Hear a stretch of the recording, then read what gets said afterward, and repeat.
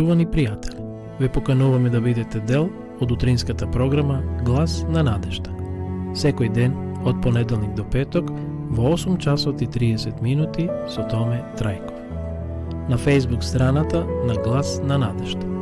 Ке имате прилика да слушате утринска порака, совети за здравието, животни приказни, рецепти за готвење, гости во студиото и многу други интересни работи.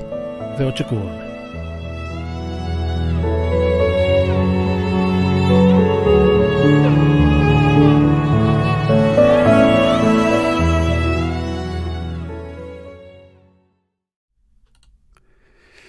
Почитувани гледачи, добро утро. И ово утро се јавуваме од студиото на Глас на надежда од Кавадарци. Ова утринска програма ја следите во склоп на Адвентистичкото радио Глас на надежда. Се радуваме што и ово утро можеме повторно да бидеме заедно и да ве поздравам во ова понеделничко утро. Денеска сме 13. декември 2021 година. Сонцето изгреа во 6 часот и 49 минути, ке зајде во 16 часот и 3 минути. Уште 18 дена недели од новата година, односно од завршетокот нова календарска 2021 година. Што се однесува до денешниве утрински информации и сервис информации, може да кажеме дека во делови на Македонија за време на викендот падна обилни снегови. Синоќа паѓаше дожд и утрова во Струмичкиот регион, а во Теквишијат исто така забели. Значи, ридовито околу Кавадарци се бели, падна, може да кажеме, првиот послаб снег. Во градот не се ни чувствува дека има снег, меѓутоа тмурно е, облачно е и некаде имаме температура плюс 1. Утринските температури на секаде во Македонија беа испод нулата, но дневните ќе бидат позитивни. Еве како прогнозата гласи за денеска: променливо облачно и студено со умерен повремено засилен ветер од северен правец.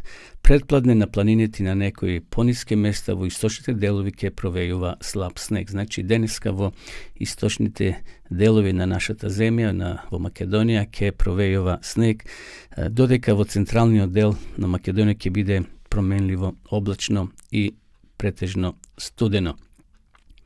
Што се однесува до температурата, како што спомнав, се движеше од -2 во западните делови, а во другите делови беше позитивна утринската температура. Во Пелагонија имаше -1, ќе се движи до 5 денеска, во Теквишијата некаде до 4-5 степени, така ќе биде и во останатите делови на нашата земја. За утре прогнозата вели дека ќе биде повторно променливо облачно и студено со умерен повремено засилен ветер од северен правец, најизразен вдолж поврдарието. И затоа утре ќе имаме пониски утрински температури, ќе се движат од -8 во западните делови на земјава, во Скопскиот регион од -2 до 5, во Кумановскиот од -4 до 3 степени, Беровскиот од -6, плюс ќе биде и утринската температура во Гевгелискиот регион, а во Теквишијата од -2 до 5, Пелагонија од -5 до 4 и во Хридскиот дел од -3 до 5 степени. Така да ќе имаме утре утрински ладни денови, односно часови, така да вие кои одете рано наутро, облечете се со топла облека. Ова е христијанско радио, почитувани гледачи, секој утро го имитуваме од студиото на Глас на надежда од Кавадарци. Бидејќи ова христијанска програма и денеска ќе ја започнеме ова наша програма со молитва. Добри Господе, прими ја нашата благодарност што ни подари уште еден нов ден и те молиме нека и овој ден бидеш со нас, штитине нас на нашите работни места и помогни да бидеме заштитени со Твојата заштита, Господи, да живееме според Твојата волја. Тоа те молиме во името Христово. Амин. На почетокот следува нашата редовна утринска порака. Денеска, како што спомнав, е 13. декември 2021 година. Пред да ја прочитаме утринската порака, почитувани пријатели, еве неколку капки на мудроста. Забореви ги минатите победи, ако те прават горд. Спомни си за нив само ако те прават силен. Заборави ги минатите порази кога трубата вика на борба. Спомни си за нив кога си наклонет да се фалиш. Единствено нешто со кое човекот не може да се пофали е скромноста. Кога би се пофалил повеќе не би бил скромен. Или Библијата ќе те варди од гревот, или гревот ќе те варди од Библијата. Вистински пријател ти е оној кој знае се за тебе и пак те сака.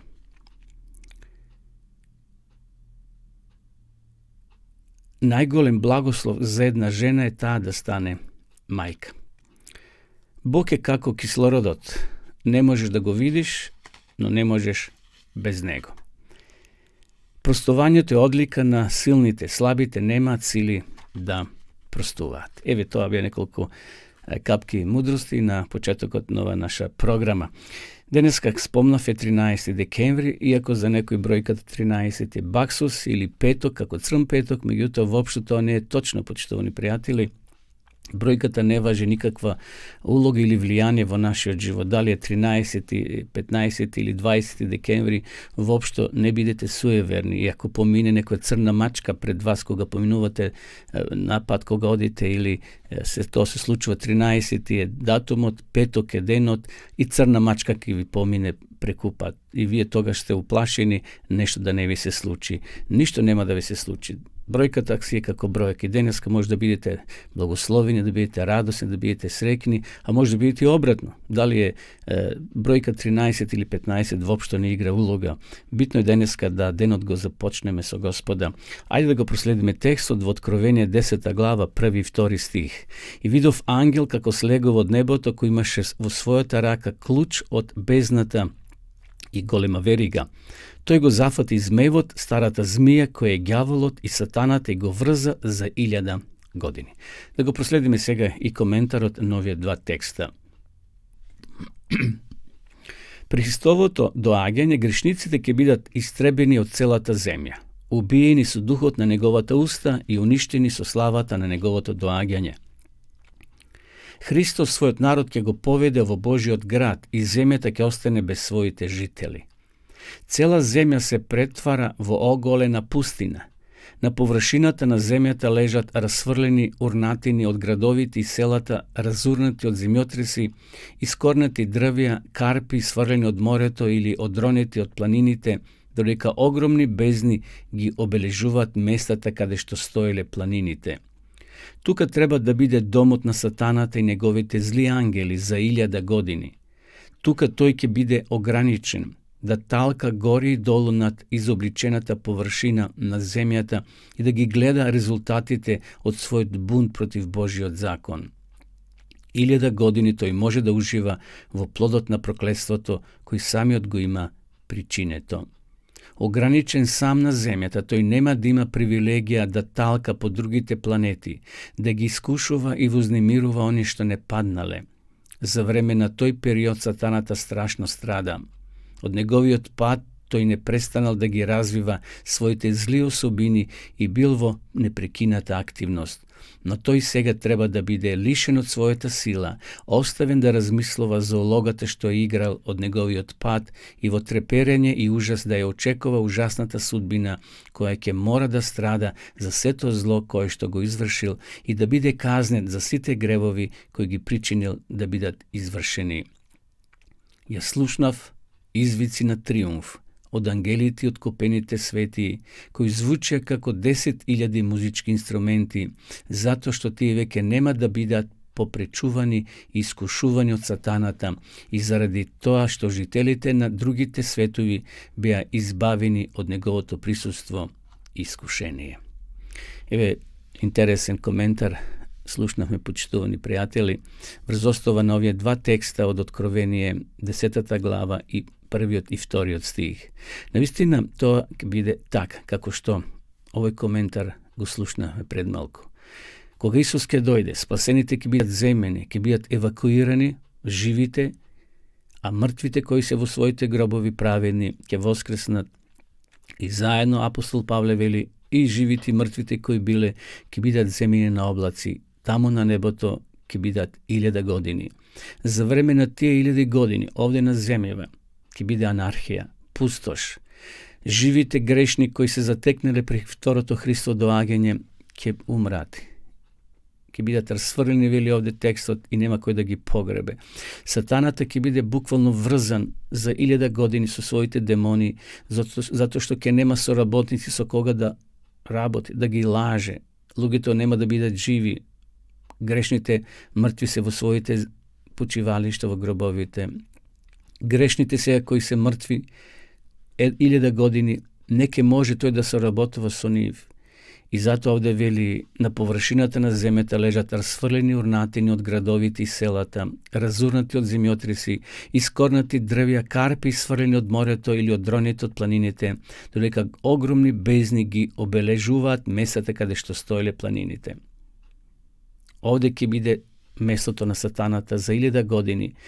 После тие 1000 години, кога спасените ќе царуваат горе на небото, повторно Исус ќе дојде со златниот град Јерусалим и со спасените, и повторно овде ќе се спуштат на ова планета, но сега обновена, очистена. Господ ќе создаде, како што пишува во Откровение 21 глава, како што Јован тоа го запишал, ново небо и нова земја. И овде ќе се царува вечно. Но после оние 1000 години поминати горе на небото. Овде вели, ја слушнав извици на триумф од ангелите и откупените свети. Овие свети откупени се мисли на луѓе праведни, кои верно му служиле на Господа, кои звучеа како 10.000 музички инструменти, затоа што тие веќе нема да бидат попречувани, искушувани од сатаната. И заради тоа што жителите на другите светови беа избавени од неговото присуство и неговите искушенија. Сатаната е денеска ограничен само на нашата планета. Тука тој царува. Тој кнез на овој свет, Исус го нарекува. Тој успел да ја прелаже Ева и Адам и да го отргне овој свет од раците на Бога. И денеска тој управа, но нема тоа да трае вечно, затоа што Христос дошол, платил откупнина со својот живот, и ние денеска може да бидеме радосни и срекни што еден ден кој ќе дојде Христос наскоро, ќе не земе сите од оваа грешна планета и ќе не однесе на небото. А потоа, после 1000 години, повторно животот ќе продолжи овде, но во едно ново руво, еден нов почеток кој ќе нема крај. Ете, почитувани пријатели, драги гледачи, ова беше утринската порака. Продолжуваме со песна, потоа повторно се враќаме во нашата програма.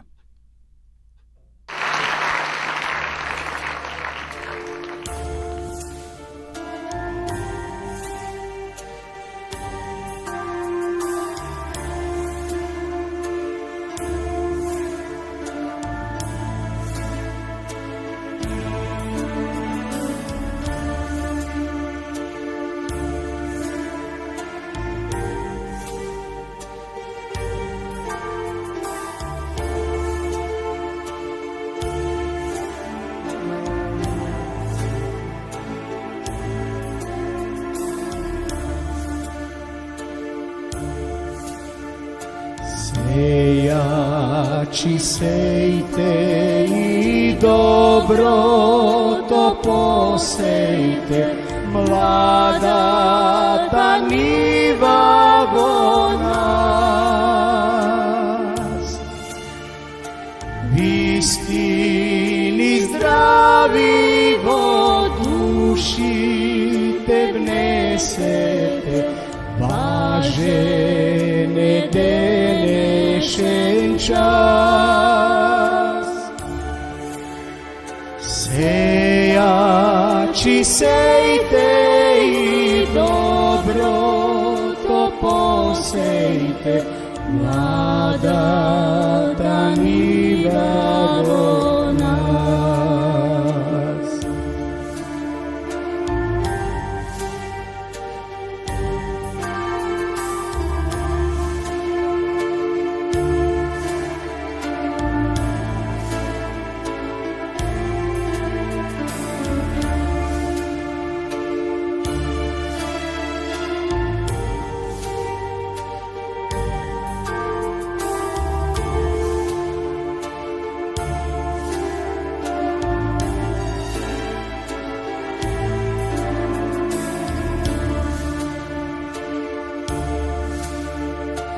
Sejte i kopneš i pravda božestvena, ljubov posejte ne zlo. Milost vo srca ta i bratska dovedba, neka go prati toj trud. Sejači sejte i dobro to posejte, mlada ta njiva vo nas.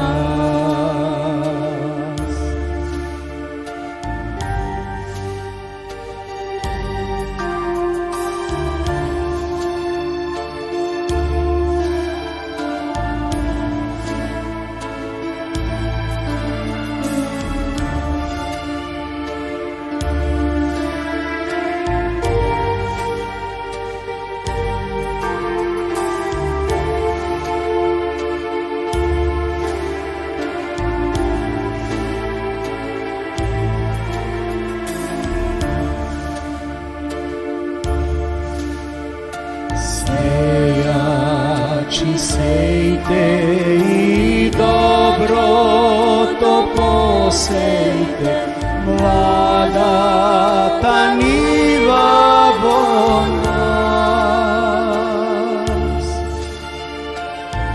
Istini zdravi vo duši te vnesete, važe denešen čas.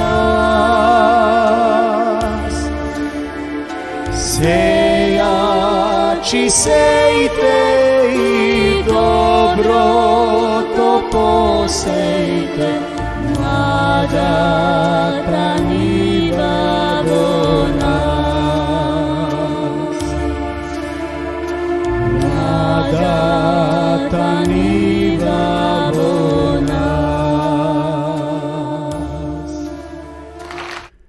Се враќаме повторно во нашата програма, во живо, почитувани гледачи. Посебен поздрав до сите вас кои во меѓувреме се вклучивте и ја следите нашата утринска програма.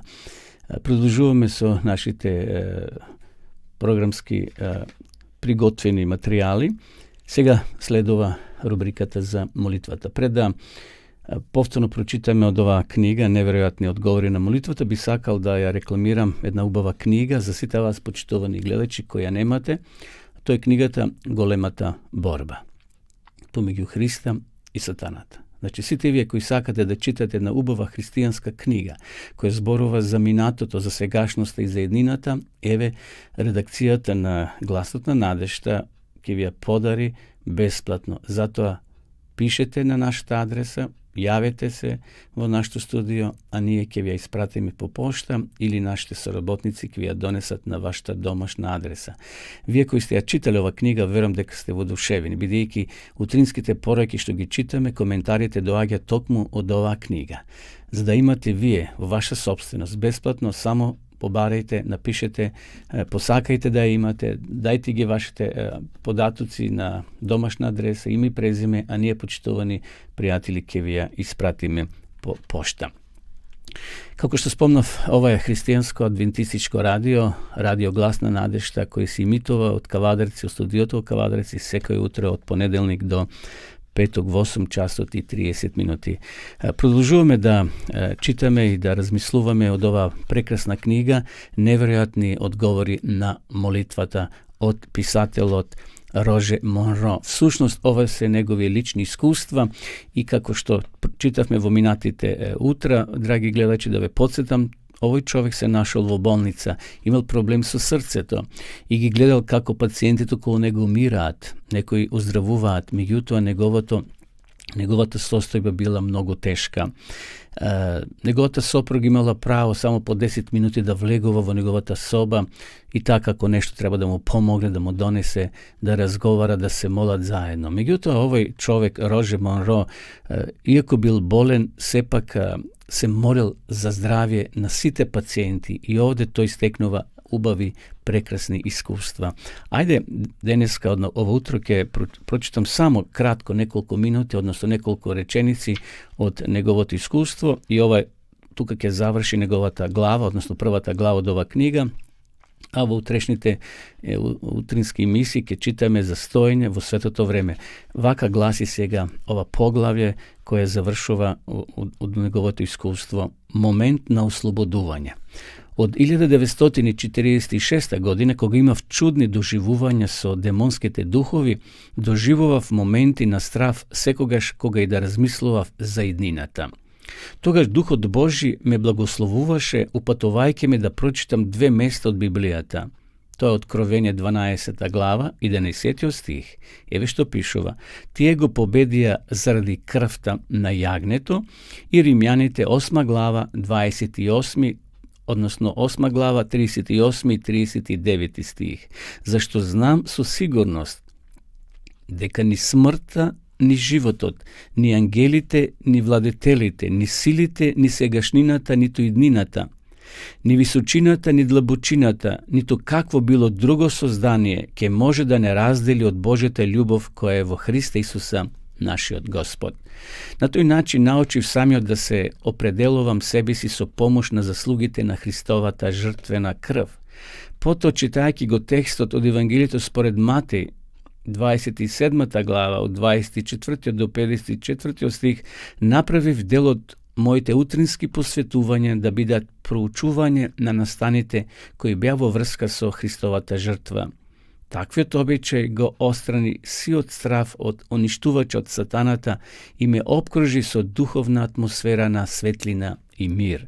Затоа, откако ги зедов лековите во 3 часот попладне, во своите мисли ги повторив предмалку спомнатите библиски текстови, ги искажав своите потреби на својот правосвещеник во светињата на светињите во небесното светилиште, изнесувајќи му ги мирно да го прифатам фактот дека моето патување низ оваа непријателска земја се ближи кон крајот, затоа што гледам дека целото човештво порано или подосна оди во гроб.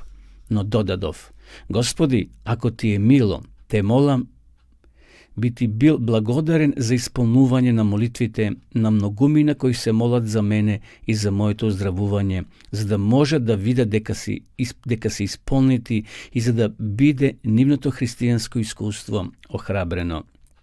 Ако е тоа Твојата волја, благослови го моето болно срце со својот дух на животот, со таа сила која го подигна Лазар од мртвите, и дај ми сила потребна за живот. Од искуство научив дека тој ги менува, прекрасно ги менува најбезнадежните и обесхрабрените перспективи, кога со вера се држиме до неговата сила, ако е тоа волјата на нашиот небесен татко. Кога заврши своето утринско посветување, со сигурност почувствував дека се ќе биде добро. Значи, ова била молитва, дел од неговата молитва. Човекот имал проблем со срцето и веќе си ја гледал смртта. Спиев до 6 часот изутрина кога дојде докторката да ми извади крв. Околу 7:30 кардиологот со насмевка на лицето прииде до мојот кревет и ми соопшти дека сега е помалку загрижен за мојата здравствена состојба. Рече дека шансите за моје оздравување биле лоши, а оти потоа дошло до голема промена на подобро. Се случило нешто во што и тој тешко можел да поверува. Покажувајќи на екранот на кардиолошкиот монитор, ми рече: кога ве видов последен пат, мониторот покажуваше дека вашето срце работи се од 145 до 185 отчукувања во минута. Сега работи со околу 80 отчукувања. Ако вашата состојба напредува така до 3 часот попладне, ќе ве преместам од оделот на интензивна нега на оделот за кардиолошки болести. До 3 часот попладне мојата здравствена состојба и натаму се подобруваше, па и мене ме преместија во една убава сончева соба. Наеднаш сватив дека ме обзема животна радост, што се развиваше како никогаш претходно. Дури валканиот снег на градските улици разбуди во мене ново чувство на благодарност додека ги наблюдував врапчињата што скокаа по него. Господ ме виде во долината на сенката на смртта, а јас искусив нови височини во разбирањето на силната посредничка молитва. Иако бев речиси пред вратата на гробот, сега размислував во тоа искуство, сваќајќи дека Господ со славата на својот дух беше со мене на начин на кој не ми беше познат до тогаш. Помина речиси цела недела откако стигнав на одделот за итни случаи и сега сам со своите нозе излегував од болницата. Овие нози не може брзо да се движат, но сепак ме изнесоа во светот, што беше чудесно. Еве, почитувани пријатели, пренесовме само дел од ова прекрасна книга неверојатни одговори на молитвата. И во наредните утреке читаме, да го читаме искуството на овој Роже Монро, како го доживел тоа лично искуство со Господа, но тој се молел. И затоа ние повторно апелираме ово утро да ја користиме молитвата во нашиот секојдневен живот, бидејќи без молитва христијанинот не може да живее. Посебно оние посреднички молитви кога треба да се молиме еден за друг. Сега следува едно животно искуство, почитувани гледачи. Ово искуство е снимено, значи личноста која сега ќе зборува е снимена пред неколку денови и затоа во наредните некаде 18, можеби до 19-20 минути ќе го проследиме искуството на Димитрije Трајковски од Прилеп.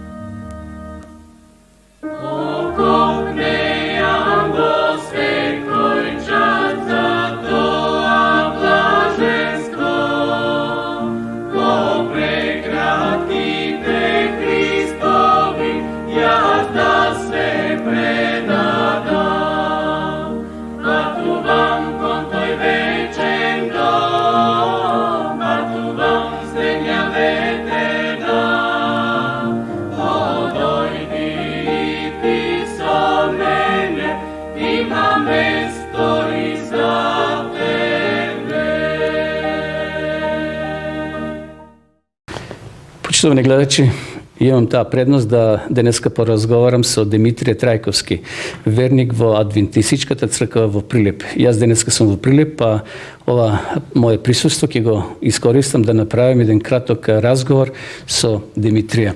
Пред Димитрија, може да ни кажеш на нашите гледачи за твоето обратување, кога и како го запозна Господа? Ќе покушам во кратки црти да го опишам тоа и малку интересна работа. Јас потекнувам од една фамилија која беше прилично побожна, али како знаеа во верува во православната вера. Мојот татко ме носеше стално во црква, уште од дете знам. Обраќањето мое дојде, имав 14 години и свештеникот живееше со татко ми, свештеникот дојде во нашата куќа. По обичаите на православната црква, во тие пости, великденски пости што го вика, кај нас во нашата куќа немаше мрсна храна. Ниту среда, ниту петок, па ниту божик ни пости, никогаш во пости, кај нас мрсна храна не се даваше во куќата. Во тој ден, татко ми сабалета ме натера да појдам во лозијата да изорам малце место, имаше за орање, го изорам и си дојде у дома, кога си дојде во мојата дома во нашата куќа, имаме кујна пред куќата и мајка ми кува нешто во кујната, ама ми мириса некој јадење убаво така. И појдов јас не појдов во кујната, него директно отидов, завелијам во куќава и мајка ми ме виде кроз вратата од кујната, вратата од кујната и од куќата така паралелно се гледа. И ми вика, сине, едела, рече ваму, да не оди таму. Оти, реко да не одам, попа, рече, дома руча. Јас си велам, па попа нека руча, попа не дошол еднаш кај нас, да. И не послушав, легов јас натре и гледам татко ми седи така како што беше обичај, татко ми начело на трпезата, попа до него. Пред татко ми има една паница со пиперки и зелка тамо нешто јади, посна храна, а пред попо караванче со мрсна храна направено, јајце испržено таму, мефца некој така. Се вратив назад, се поздравив тука, што се поздравив, се вратив назад и велам на мајка ми, зашто некој на попот ти си му дала мрсна храна? Таа вика, чути, рече, сине, тој поп, ќе му прости Господ. Да. И јас едноставно така ми дојде, дали духот тоа така ми го кажа. Му рекол, ако има Бог да му прости на попо, како свештеник ќе ми прости и мене. Појче јас да ти мрсам, нема да ти мрсам. И цел живот не постам. Так. Да. Нема, уствари, нема да ти постам, рекол јас. И цел живот не постам. Ни петок, ни среда, ни Божите, ни никакви празници не постам. Ама тоа ми остана мене во мислите. Како може свештеникот да мрси, а јас да постам. Так. А свештеникот знам дека е свештеник за религија, не учи за Значи, вера. пред Димитрije, вашето семејство било посетувано редовно од свештено лице, од попови, за време на празници. Така? Да. Значи, во твоето срце нешто горело да ја бараш вистината. Не се сложил со точно тоа, така, точно. тој јади, а вие постите. Точно така, Значи, не судејствува тоа со библиската Ми памет. остана во мислите Да. така. Добро, кажете ни подосна кога веќе бевте полнолетен, вашиот пат ве нанесе, односно ве однесе во Австралија. Може малце тука да ни појасните? Да. Баш сакам тука да појаснам што мене најинтересно тоа. Како Господ, овде Господ ме водеше цело време, цел живот, од детинство, од 14 години па се натаму. Се иселив од целото, се иселив овде во града, во Прилеп, работев и не дојдов така до, уствари тргнав по Библија. Му велам на татко ми, Значи, во град се преселивте? не в село, уште село. А, у село уште. Уште село. Добро. Му велам на татко ми, ко заврши тој процес со ручеко, по една ден му велам на татко ми, ќе му речеш на попо да ми даде една книга тој што чита. Тоа ме потикна мене, така духо ме потикна. И тој дојде другиот пат по една недела попо пак, тука и татко ми му рече пред мој очи му лјаве, дај рече на дете да дај му една книга, нека чита, стално ми трие сол на главата за книга да чита. А тој ќе му дам, рече, извади од торбата, ми даде Библија. И ми рече, еве ти Библија, ја читам однесе, ама таа е старославјанска книга, ти не знаеш, ако можеш да читаш, чита, ако не можеш, ќе ми ја вратиш. Важи. Пробав, не можев да му ја вратам. И бев потрага. И бев потрага, духот така ме натера да барам како може свештеникот да мрси, а јас да постам. Ми беше интересно да го тоа најдам така. Не најдов, побарав книги таму, ама немаш. Тој кај нас тешко беше да се најде Библија. Онда Разбрав некој човек таму имал некој стари календар, ама тоа немаше врска со тоа ништо. Еден беше бугарски, еден српски, ништо не најдов таму и така тоа се зачутна. Се исели во град овде, во Прилеп. И ја не знам како не разбрав, како не дојдов до некои луѓе, до црквата, ево Прилеп црква толку години да има. Центарот е. Да, центарот, и да не дојдам до познавање. 71 година отиду во Австралија. Отиду во Австралија и човекот што ме зеде ми беше добар пријател.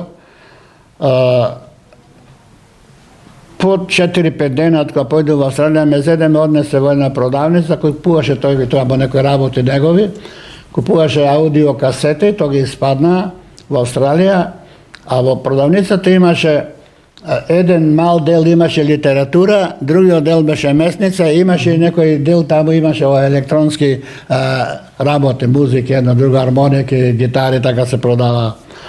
И јас видов, мога работите таму, гледа, јас реку, ме интересира по литературата, чудам. Так. Во сето гледање на литературата и видов во чош така високо кладена до плафоно и пиши Библија со големи слова. Пиши Библија. И очите таму ми се упереа во Библијата. Се завртив тука да погледам некој да ми помогне и ме виде девојче едно, дојде да ми зборува на енглески и колегата му вели зборуваме, рече на српско-српски, на југословенски, тој не знае, рече, сега е гостен дојде ние. Не знае тој енглески. Шо е, рече, шо сега да ти помогнам, сакам, реку, да видам Библијата. Сега рече само да вземам скалче. Зеде скалче, се качи, ја сипна Библијата, ја зедов, ја гледам, отворив латиница, јас знам да читам латиница, уште тоа ги знаев да читам латиница. И пише стварност, на Библијата пише се згора стварност. Тој превод стварно. Превод стварност, Хрватски, да. Така голема книга дебела, така голема Библијата. Колку пари кошта? $12,5.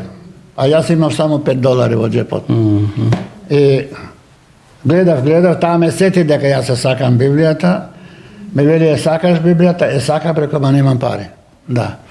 И да виде така, се врати девојче до кај мајка и кај таткој, на другата страна продавницата. Ми вика дека човекот сака Библијата, али нема пари, има само $5. И мајка и отте со висок глас вика, дај му за $5. Така. И Библијата ми ја дадоа за $5. Зедо Библијата за $5, онда почнав да проучам и дојдов до друштво кои се занимава со Библија и така ја упознав. Значи, ова бил прв контакт. Прв контакт. Со Свето писмо, со Библија, тоа е превод од стварност на хрватски јазик. Да, да. Кажете накратко, како дојде во контакт со македонската група на адвентисти? Со македонската група на адвентисти дојдов, јас одев во црква, прашав, устари, после го прашав колеги вака, некој од што разговараме со Библија, дали има некоја црква во градот, во Мелбурн, кој живее по Библијата. И ми рече еден брат наш, се е покоен, Панде, рече има, ама многу е далеку црквата. И јас едно со Бајле, Библијата в раце, појдов на трамвој, му елам вајам, кај да ме носиш до тоа место, не рече, има 3 станици да мениш, ама седи до мене, јас ќе те однесам, ќе те упатам и те појдеш денес таму. Да. Така тој ме преда до трамвај и стигнав до црквата. Тие беа реформатори, ние како ја викаме мала заедница. Так, да. Тие реформатори се таму. И одев таму година, дена и нешто. Година и пол скоро. Во еден разговор со проповедникот Чирич Љубо, еден фин човек, што не можам да го заборавам и ден денески. Во еден добар братски христијански разговор му велам, дали има други адвентисти во овој град? Или само вие волкомалци? Мелбурн е 4 милионски град, а имаше само околу 20 на 25 души. Рече. Тој ме вика, нема, рече. Добро. Не ви е кажал вистината? Сабајлето не е кажа вистината. Сабајлето, јас едно Сабајле уствари, одам на работа, имаше близу до мене тока продавница на новини. Секој Сабајле земав новина и во слободното време таму да почне работа да читав во фабриката. Ми беше фабриката многу близу.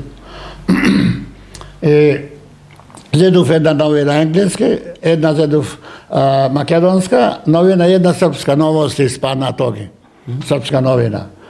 И чекај го да прелиста во српската новина и гледам еден чланак го најдов, пише дека Адвентистичката црква од Седон će održi evangelizacija, predavanje, da mesto Kensington tamo u toj Tak. Kol tamo. U nekoj sala, iznajmljena. Sala da rečem, da. I svega mene već interes kako ja će pojdem do toga mjesto tamo. Nema kola. Gledam na jedan naš brat, rekao, vaka i vaka da me nosiš, ja sam reče petina, ne možem da te donosam. I go stretnav, v toj moment dojde Krste Kitanovski, ki je to i brat Pande, ti ja bija dobri prijatelji s onego, a braća ovo Krista, i Pande mu vika, ovo je reči će te nosi, na evangelizacija za krsteta, i so draka taka dori podade. Od kaj si išao si, i to mu vika, od Prilip je naš Prilepčaneci, Tak. da. Jaz go znaju, ako go vidim Krste, jaz go znaju, Krste živeše s očičkom moj od Prilip. Od Kanatlarci, ja. Od Kanatlarci, to ide še kaj nego en slikar, to je slikar beše, to vi nosiš aparate da naravno i taka se šetkaše. I kaj čičkom je mnogo pati, jaz rabotev tu kad sedem kaj nego, kaj čičkom je i to je mnogo pati dovaljaš, pa nego jaz mu rekao, jaz te znam tebe, ti da kad si Krste Kitanovski. Nemo znam prekar, ali znam ime to njegova. I to ime noseše celo vremena evangelizacija. Evangelizacija te održavaše Misor Radovanović od Belgrad i Steven Jakovac dojde od Sidney, dojde u Melbourne. I dva ta propovednica održava evangelizacija i na jugoslovenski jezik, Na srpski a na i na engleski. engleski jezik, na srpski jezik i na engleski jezik. Dobro, Dimitrija, vore taka, znači, tvoj životen pad su Boga počnu da se driži. To je bilo prelomen moment koga ta evangelizacija, odnosno tije predavanja ti vsadile ljubov kon Boga i kon vistinata. Točno. I najposlije pronajde crkvata na Adventisite na 7. den, v Sedon, така? Ja sam imao prilika da bidam v Sedon, sam ja posjetio pred nekoliko godini, a podosno se formira i makedonska zajednica. Može da ni kažeš, бидејќи ti veš jedan od prvite starešini v ta crkva. Da. Ko zaodev jaz v crkvata v Sedon, imaše često pati evangelizacije se pravija, imaše mnogo Makedonci dovalja tamo. Pola što beja prijateljite, pola Makedonci beja. V jedan razgovor so pastor Mišo Radovanović, nije be me v blizina taka sedeme na Selbata, i povedam, da li možeme nije Makedoncite da oformime misija na makedonski jazik. I to im reče, možete reći, imate pravo na makedonski jezik da otvorite to. I to je dobro reče. I to će go podržime, reče, nije crkvata Sedon. I taka počname. Imaće dvajica braća, jedan Stojanov od Kočani i brat Pande od selo Bitolsko Od Bitolski od kraja. Od Bitolski od kraja, da go rečemo. Go zabrane selo, tuka se vikaše tamo.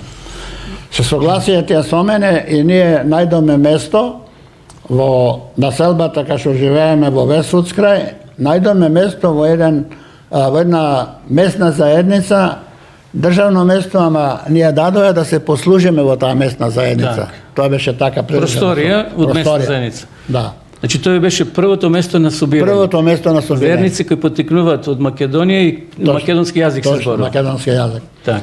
I se sobrame, bajad je taka, prijatelj jedno drugo i od crkvata, od Sedon što imaše tamo, od Makedonci imaš i po drugih crkve, se sobrame svite taka. Ima i za Hrvatska u St. Albans imaše taka.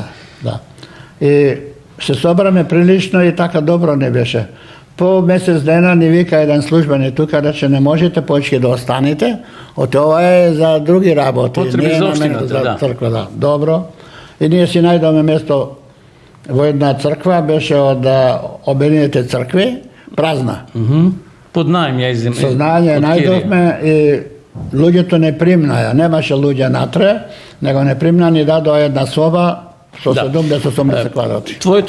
Твоята година кръщеване ми е битна. Дали се сеќаваш? Кога се крсти? Кога беше тоа? Да. Dobro продолжи собирањето, така и напредувањето, не посетува проповедниците наши под југословенско јазик, да го разбираме. Онда бев повикан да се крстам. Така. Ko me povika da se krstam, taj mi te i proučив na 2 pati i rekov deka ne možem da se krstam ovde, ja imam familija, imam rodnini vo Prilip, sakam vo Prilip da se krstam. Tak. I otoli se dođu ovde vo Prilip, 79. godina, Работа не сакав да барам, останав цела година, него имав пари, купив трактор еден и со трактор работи приватна работа. Зедо двајца работници и една ден отидеме да товара песок, му велам, ајде да го товарите вие песокто, јас ќе легнам малце на тревата, да одморам и така сум заспал. Ама нишком легнав на тревата, ама вака би се сторил од небото да сум лезал на грб и се спушти еден зрак од небото и кроз тој зракот ми вика, Димитрија, ти обеќањето што го даде не го изврши. Да. Стана, се разбудев, се думам, го заборав што беше обеќањето. Не си. По една недела пак појдов на друга страна на градот, камен товараме, таму бараш еден камен да му носам за куќата и па јас така легнав на децата, му велам, товарете од трактора и кој ќе го товари да ми пробудите. Исто така легнав, исто пак ми кажа тој глас. И јас тоги ми текна. Дадов обеќање да се крстив, Бог те подсетувал на твоето ветување. Не подсетувал Духот Свети. Тоа беше, го знам, беше тоа петок и ще дојдоме, на децата му велам, го растураме камено тука близу црквата оде во Прилеп, му велам, нема поечки да работиме, а одете се еве пари за цел ден, за понатаму ќе ви се јавам јас, кој се договориме каде и да ќе ви викнам пак, добро. Поминав покрај црквата во Прилеп, гостој трактора и го видов од брат Кире, татко му, брат Крсте, мети со една метла од двора. Добар ден, овде, во Прилеп. Добар ден, чечко Крсте, добар ден, шо преш метам, дај бе една метла, реку јас да метам. Еле рече вамо, ќе ти дам речи две. Дојдов, му велам, сакам реку нешто да те прашам, повели прашаме. Дали можам, реку јас утре да се крстам? Во петок беше, а во сабота, утре сабота. Дали можам да се крстам? Кому реков така, тој е фрди та метлата таму и се сагна ме заграли. Ме заграли така убаво, ме стегна и рече, како не може да се кршти, ние од која чекаме, рече да кажеш за крштање. И така се крстив и така остана во... Тука во Прилеп се крстив. Во Прилепската црква. Потоа патот пак ве однесе во Австралија. Да, се врати последна година, па се врати во Австралија, таму па продолжиме со македонската мисија. Значи веќе имавте формирано група, заедница и од Македонија беше испратен. Кој проповедник ви беше првиот од Македонија? На македонски, кој проповедеше? Македонски проповедник, прво дојде брат Никола Трајковски. Така. Тој беше првиот, а подосна ви служија и од другите цркви. Не служија, и пред тоа не служија, ама македонски проповедник прв дојде. И сега, кога се вративте од Австралија, веќе како пензионер, вие и вашата сопруга, така? Сега живеете во Прилеп. Сега сте се уште активен, како старешина овде во местната црква, во локалната црква во Прилеп. Колку години имате? Јас имам 86 години. Фала на Бога. Благодарам, брат Димитрија, за твоето искуство што го сподели со нашите. Благодарам и вас. Почитувани гледачи, тоа беше искуството со Димитрија Трајковски од Прилеп.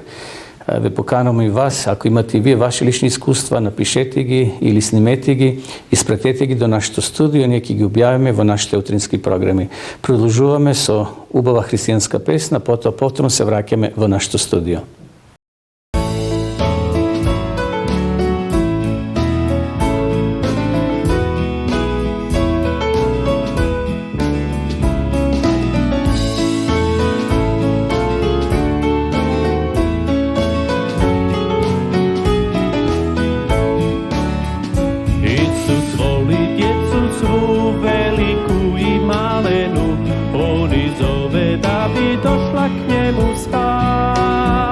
Ruke svoje širi hle, nježno gledam malene, djeci cijelog svijeta, Isus ime zna.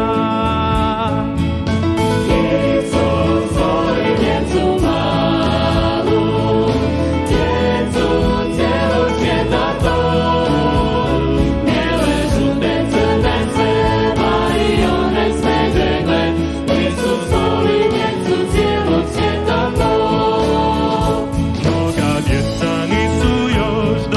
Dragom Isusu, da i njima sreću, mir i radost da.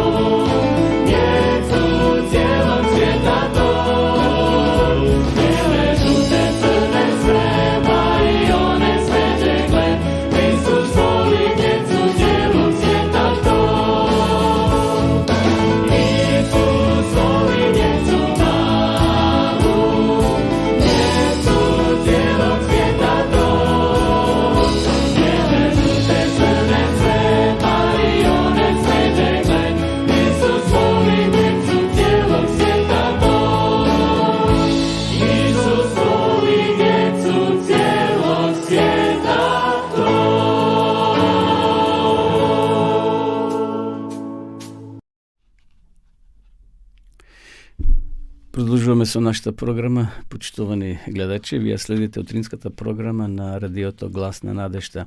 Адвентистичко радио кое ја емитува својата програма секој утро од понеделник до петок во 8 часот и 30 минути. Дојдовме до рубриката за совети од здравието или здрава храна, или делиме секој утро рецепти. Овутро ќе споделам нешто интересно, златни совети за нашите домакинки, за нашите жени, сопруги. Всушност може тоа да го применуваат и мажите, така да овие совети се однесуваат за сите нас. Се случуваат разни испади, проблеми да имаме во кујната или, например, готвиме, како тоа да го средиме. Еве, ќе проследиме неколку совети. Кујнските крпи ќе бидат подобро испрани и полесно ќе се симнат флеките од нив ако во текот на ноќта ги оставите потопени во вода во која сте додале лажица сода бикарбона. Следниот ден крпите можете да ги вриете и перете на вашиот вообичаен начин. Значи, ако имате проблем со крпи кои имаат флеки, како од јапонско јаболко или од нешто слично, од некоја боја, ете, ставите сода бикарбона, преку ноќта потопите ги крпите, а наутро исперете ги вообичаено. Шпагетите и останатите тестенини најлесно можете да ги подгреете ако ги ставите во шерпа и врз нив пуштите врела вода. Потоа исцедите ги и веднаш сервирајте ги. Варените јајца полесно може да се лупат ако во водата во која се варат додате лажица сол. Кога ќе се сварат, прелите ги со вода и потоа и тоа ќе помогне полесно да се лупат. Карфиолот ќе ја задржи својата убава бела боја ако во водата во која се готви ставите шоличка млеко. Ете интересно. Пробајте го, испробајте го и овој совет. Колачот ви се залепил и не можете да го истресете од тавата. Завиткајте го со влажна крпа, оставите го да постои 10 минути, а потоа обидете се да го ставите на послужавникот. Доколку и понатаму не сака да излезе, повторејте ја постапката. Непријатниот мирис од маснотии и загорени остатоци од храна од печката можете да ги отстраните ако на дното ставите сол, додека рерната е се уште топла. Подоцна измете ја на вообичаен начин. Свинетата зелена салата можете да ја освежите на следниот начин. Значи сте купили мароли, салата, зелена салата од пазара. Може би стоела 2-3 дена и овенела. Ајде да го видиме, да го слушнеме советот. Исчистите ја и сечете ја на ситни делови и потопете ја во вода која не треба да биде студена, а во која претходно сте ставиле лимунов сок. Салатата треба да остане во водата околу половина час. Значи, сокот од лимун ќе ја освежи и ќе ја потикне да биде убава природна зелена салата. Пражената храна впива доста маснотии, па добро е веднаш по пражењето да ја ставите на хартиени салвети. Штом ќе го исецкате зеленчукот за салата, веднаш ставите масло, лимонов сок и зачини и на тој начин ќе го спречите губењето на витамини. Од истата причина се препорачува салатата да не се подготува прерано, туку непосредно пред оброкот. Значи, ако правите салата непосредно пред оброкот, зелена салата, ако ја направите час-два порано, таа ќе овене, ќе се стутка и ќе ја нема таа свежина и витамините нема да бидат оние природни. Доколку јадењето ви загори, веднаш префрлете го во друг сад и покрите го со чиста водена крпа.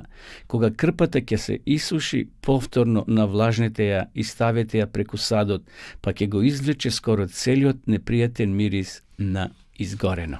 Еве, тоа беа овие златни совети, а сега сакам, почитувани гледачи, да споделам еден краток рецепт, односно тоа е печен спањак. Спањакот се вари во солена вода. Се цеди така што целата вода да излезе од него. Потоа се сецка и на спањакот му се додава малку сол. Се остава да динста неколку минути, а за тоа време се меша. Пото садот се трга од огнот и се додава свежо варен ориз, 1 јајце, 3 лажици трошки од леб, помешани со сирење. Конечно, се прелева со малко растопен путер и се става 10 минути да се пече во рерна. Испробајте го, убав е овој рецепт, вкусен е, здрав е, печен спањак.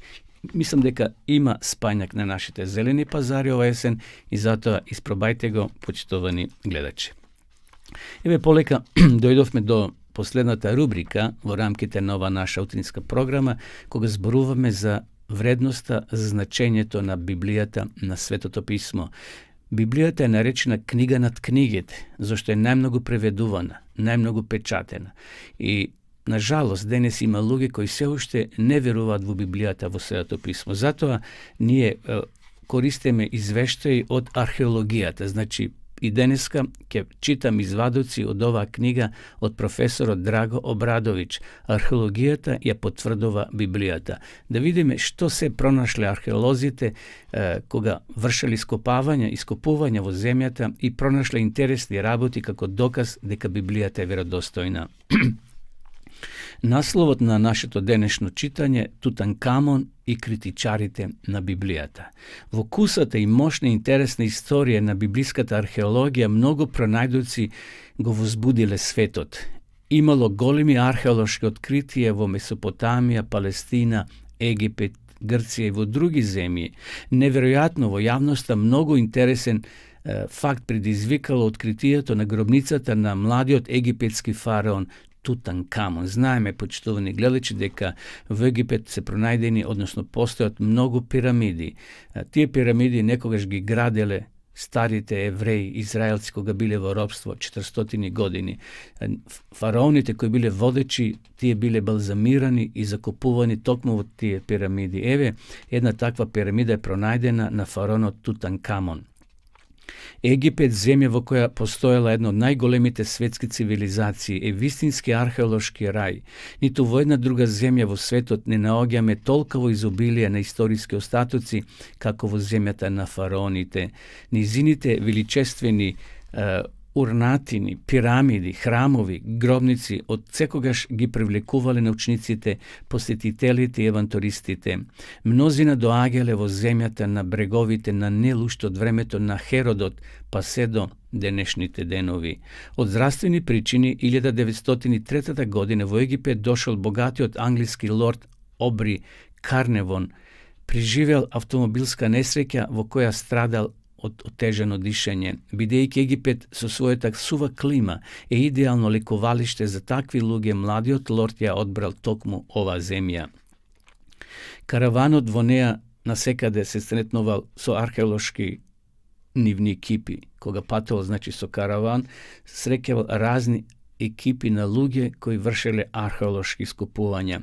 Каде да одел, сите зборувале само за археолошките пронајдоци, за тоа каде и што е пронајдено и кој што пронашол. Така и тој почнал да се интересира за истражувања, особено затоа што како колекционер му се нуделе големи погодности. И самиот се испробал при ископувањата, но набрзо видел дека му недостасува стручност. Му се обратил на својот советник, односно човек кој го придружувал. Тоа бил човекот Гетсон Маспер, а овој му го препорача археологиот Ховард Картер. Значи, еден од друг се договарали, на крајот овој господин дошол до археологот Ховард Картер. Картер бил англичанец, а во Египет престојувал уште од 1890 година. Почнал како графичар и цртач во Каирскиот музеј, а потоа наполно и се посветил на археологијата. Со стручно образование се здобил кај причуениот Питри, а потоа кај Давис, за кого во долината на кралевите откопувал 2 гробници. Картер ја прифатил понудата. Тој ќе го вложи своето знаење, а лордот ќе даде пари. Решиле прво да почнат да ископуваат во долината на кралевите. Оваа долина на западниот брег на Нил, наспроти Карнаки, Луксор, се смета за најголем познат град на мртвите, зашто тука египчаните закопале мноштво своји фараони, и достоинственици. Картер ископувал во долината на кралевите, уверен дека ќе го открие неотворениот и неограбен гроб. Тоа му успеело по 6-годишни обемни работи. Требало да извади и да пренесе 200.000 тони песок и камен, за на крај да се поеват скали и влез во таинствената гробница. И така на 6 ноември 1922 година британскиот археолог Ховард Картер се нашол пред влезот во непозната гробница, пред како што се покажало подосна последното почивалиште на египетскиот фараон Тутанкамон. Картер веднаш ги запрел работите и го повикал својот богат покровител, археологот аматер Лорд Карнавал, да дојде од Лондон и заедно да ја поделат радоста на откритието. И така на 6 ноември зутрина Картер му пратил телеграма на лордот Карневон, најпосле прекрасно откритие во долината на мртвите. Најдов гроб со неоштетен печат. Додека не пристигнете вие, стојам, честитам. За 2 дена на Картер му пристигнал одговор. Доаѓам колку што е можно поскоро. Радосата вест за пронајдокот веќе протекла во јавност и секој ден од разни страни пристигнувале честитки. Со Карневона пристигнала и неговата керка Евелин, исто така голем поклоник на археологијата. И сега да видиме што пронашле внатре. Пред гробницата работниците прво го отстраниле насипот и Карневон ја видел запечатената врата. Кога копале уште малку, настапило изненадување. Покри печатот на градот на мртвите видели уште еден печат на кој Картер веднаш го прочитал името Тутанкамон. Печатите ги фотографирале и потоа ја пробиле карпата која водела во подземната одаја. Карневон возбудено прашал: може ли да се види нешто? Да, нешто прекрасно, гласил одговорот на Картера. Пред пресрекните и вчудоневидени истражувачи се појавил гроб на фаронот, препон со уметнички предмети со непроценлива вредност. Пронајдени се престоли, постели, сандаци, полни со скапоценности, ќупови и лонци со кремови, позлатена кола, оружје, златен ковчег во кој се наоѓала мумијата на фаронот со златна маска и уште цела низа предмети кои сведочат за културата на едно одамнешно поминато време. Предметите од гробницата на Тутанкамона се наоѓа денеска во Египетскиот музеј во Каиро. Ево уште неколку интересни реченици. Ниту еден посетител на музеот кој ќе ја види исклучителната збирка на вредните предмети пронајдени во гробницата на Тутанкамона не останал рамнодушен. Сите се воодушевени и восхитени со овие изложени предмети. 2 долги хали, една голема просторија се преполни со овие драгоценности. Именно овие предмети докажува дека во времето на Тутанкамона, во 14. век пред нашата ера, железото се користело за различни цели. Тоа е периодот по израелското освојување на Ханан, а библискиот извештај кажува дека хананејците имале железни коли. Тоа го пише во книгата до Судиите, во Исус Навин и така натаму.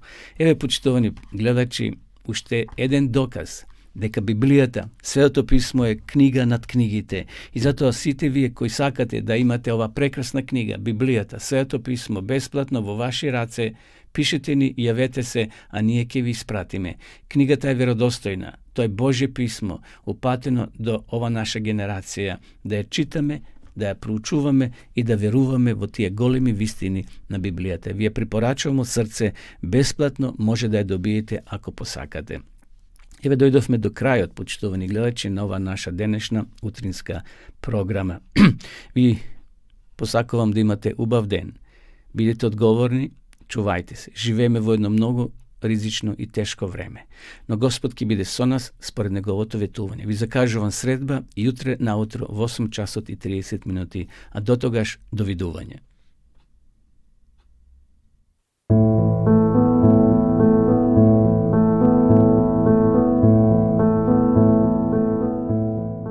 Почитувани пријатели, ве покануваме да бидете дел од утринската програма Глас на надежда. Секој ден од понеделник до петок во 8 часот и 30 минути со Томе Трајков. на Facebook страната на Глас на надежда. Ке имате прилика да слушате утринска порака, совети за здравието, животни приказни, рецепти за готвење, гости во студиото и многу други интересни работи. Ве очекуваме.